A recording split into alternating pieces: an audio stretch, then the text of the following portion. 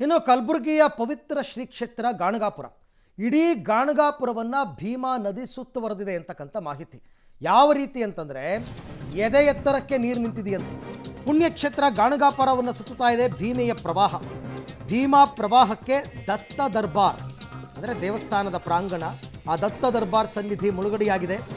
ಎದೆ ಮಟ್ಟದ ನೀರಿನಲ್ಲಿ ಹೋಗಿ ಪೂಜೆಯನ್ನು ಸಲ್ಲಿಸಿದ್ದಾರೆ ಅರ್ಚಕರು.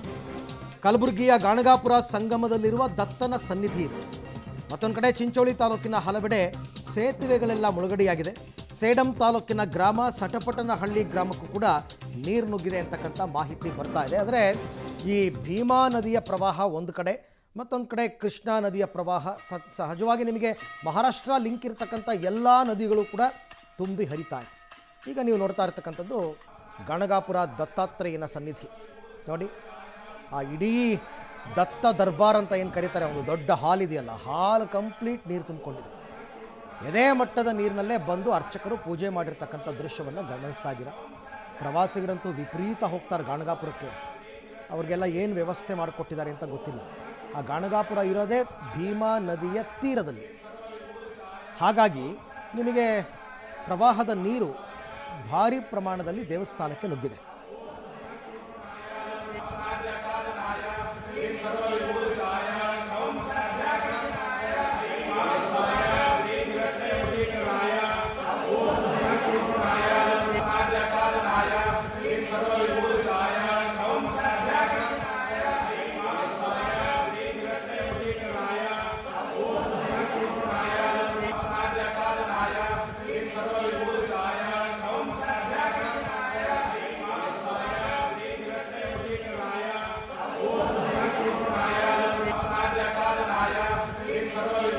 ಇದು ನೀವು ನೋಡ್ತಾ ಇರ್ತಕ್ಕಂಥದ್ದು ಪುಣ್ಯಕ್ಷೇತ್ರ ಗಾಣಗಾಪುರ.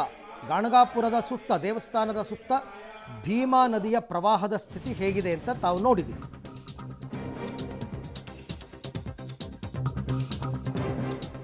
ಒಂದು ಕಡೆ ಕಲಬುರಗಿಯಲ್ಲಿ ಭೀಮೆಯ ರೌದ್ರಾವತಾರ ಆದರೆ ಮತ್ತೊಂದು ಕಡೆ ಧಾರಾಕಾರ ಮಳೆ. ಅಕ್ಷರಶಃ ಕಲಬುರಗಿ ತತ್ತರಿಸ್ತಾ ಇದೆ. ಇನ್ನೆರಡು ದಿನ ಕಲಬುರಗಿ ಜಿಲ್ಲಾದ್ಯಂತ ಭಾರೀ ಮಳೆಯ ಎಚ್ಚರಿಕೆಯನ್ನ ಹವಾಮಾನ ಇಲಾಖೆ ಕೊಟ್ಟಿದೆ. ಕಲಬುರಗಿ ಜಿಲ್ಲಾದ್ಯಂತ ಆರೆಂಜ್ ಅಲರ್ಟ್ ಅನ್ನು ಕೂಡ ಘೋಷಣೆ ಮಾಡಲಾಗಿದೆ. 2 ದಿನ ಶಾಲೆಗಳಿಗೆ ರಜೆಯನ್ನ ಘೋಷಿಸಿ ಜಿಲ್ಲಾಧಿಕಾರಿಗಳು ಆದೇಶವನ್ನ ಹೊರಡಿಸಿದ್ದಾರೆ. ಕಲಬುರಗಿ ಜಿಲ್ಲಾಧಿಕಾರಿ ಫೌಜಿಯಾ ತರ್ನುಮ್ ಆದೇಶವನ್ನ ಹೊರಡಿಸಿರುವಂಥದ್ದು. ದಸರಾ ರಜೆಯ ವಿನಾಯಿತಿಯನ್ನು ಪಡೆದು ಹಲವು ಶಾಲೆಗಳಲ್ಲಿ ತರಗತಿಯನ್ನು ನಡೆಸಲಾಗ್ತಾ ಇತ್ತಂತೆ. ಈಗ ಆ ಶಾಲೆಗಳನ್ನು ಕೂಡ ಕ್ಲೋಸ್ ಮಾಡಬೇಕಾದಂತಹ ಪರಿಸ್ಥಿತಿ. ಆ ಪ್ರಮಾಣದಲ್ಲಿ ಮಳೆ ಜಡಿತಾ ಇದೆ. ಮತ್ತೊಂದು ಕಡೆ ನದಿ ಪಾತ್ರದಲ್ಲಿ ಈಗ ಪ್ರವಾಹದ ಪರಿಸ್ಥಿತಿ ನಿರ್ಮಾಣವಾಗಿದೆ. ಜನರ ಬದುಕು ಈಗ ಬೀದಿಗೆ ಬಿದ್ದಿರುವಂಥದ್ದು.